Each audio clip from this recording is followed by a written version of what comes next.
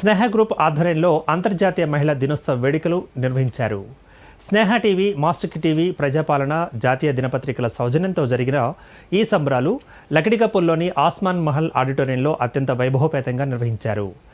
కార్యక్రమంలో GST joint commissioner Mrs Y శ్రీలీలకు women of inspiration అవార్డును స్నేహ గ్రూప్ సంస్థల అధినేత, ఆల్ తెలుగు ప్రజా పార్టీ జాతీయ అధ్యక్షుడు, founder president doctor Katikala Sobhagyarao IRS VRS గారు అందజేశారు. Posted as Commercial Tax Officer, Assistant Commissioner and Deputy Commissioner, she also received Best Officer Award from State Government. At present, she is holding post of Joint Commissioner of GST of Telangana State. Blessed with two sons, eldest son at Switzerland. And she is always trendy, updates herself with latest styles, always bubbly and spreads positivity around her. We are happy to introduce Srileela Garu to the August gathering as women of inspiration.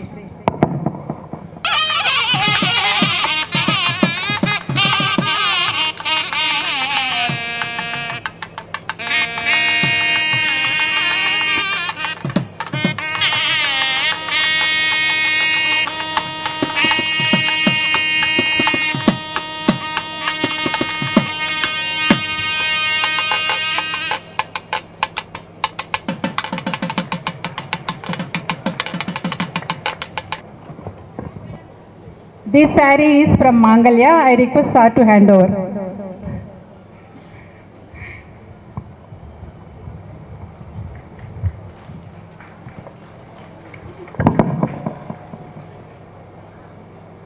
Joint Commissioner of GST to give her response on this occasion. Thank you, ma'am. And thank you, Shobhagirao garu. Sir, thank you so much. మీరు ఒక మంచి TV సంస్థను స్థాపించి మంచి కార్యక్రమాలు చేస్తూ ఆ మంచి కార్యక్రమాల్లో భాగంగా మమ్మల్ని కూడా ఇక్కడికి పిలిచి 10 మందికి ఇన్స్పైర్ చేసే విధంగా మాట్లాడడానికి అందరి ముందు మాకు సన్మానం చేసి సత్కరించినందుకు ధన్యవాదాలు sir. First thank you so much. చాలామంది ఉమెన్ కనిపిస్తున్నారు, పిల్లలు కనిపిస్తూ ఉన్నారు. ఇన్స్పిరేషన్, నేను కూడా ఒక ఉమెన్ని ఇన్స్పిరేషన్గా తీసుకొని ఇలా ఈరోజు మీ అందరి ముందు వచ్చి మాట్లాడుతున్నానంటే ఒక వన్ ఉమెన్ని నేను ఇన్స్పిరేషన్గా తీసుకున్నాను. ఎలా అంటే నేను ఒక హౌస్ వైఫ్గా 17 ఇయర్స్లో పెళ్లి చేసుకొని 34 ఇయర్స్ వరకు కూడా ఐ డోంట్ నో ఏది గ్రూప్ అని తెలియదు, ఏం తెలియదు. నేను జస్ట్ హౌస్ వైఫ్. మేడంకి బాగా తెలుసు. నేను నన్ను 17-18 ఇయర్స్ అప్పటి నుంచి, నా పెళ్ళైనప్పటి నుంచి మేడం చూశారు. అప్పటి నుంచి నాకేమి ఎగ్జామ్స్ తెలీదు, ఆఫీసర్స్ తెలీదు, ఎవరు తెలీదు.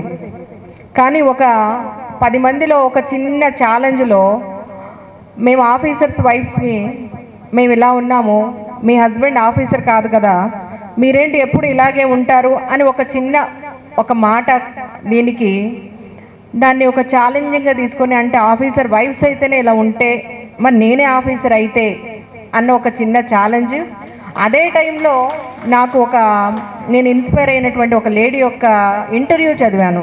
ఎవరు నమ్మరు, మనం అంతా కూడా మీ అందరికీ తెలుసో లేదో, సీక్రెట్ బుక్ అనేది నేను సక్సెస్ అయిన తర్వాత చదివాను. అసలు నాకు అది చదువుతుంటే ఇది నా స్టోరీ అనా, నేను కూడా ఇలాగే ఫాలో అయ్యాను కదా అని అనిపించింది.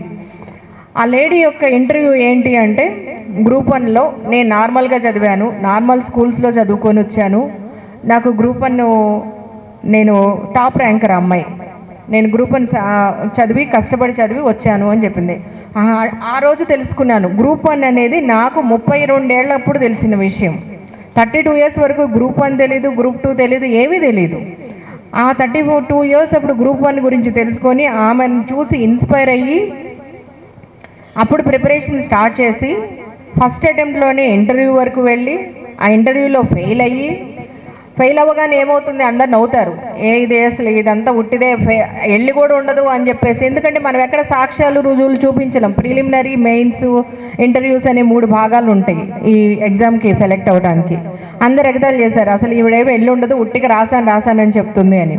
ఇమీడియట్గా గ్రూప్ 2 సర్వీసెస్ రాశాను. గ్రూప్ 2 సర్వీసెస్లో సబ్ ఇన్స్పెక్టర్ ఆఫ్ ఎక్సైజ్ నాకు ఆ రోజు జాబ్ రావటం జరిగింది. సబ్ ఇన్స్పెక్టర్ ఆఫ్ ఎక్సైజ్ చేస్తూనే గ్రూప్ 1కి మళ్ళీ అపీర్ అయ్యాను.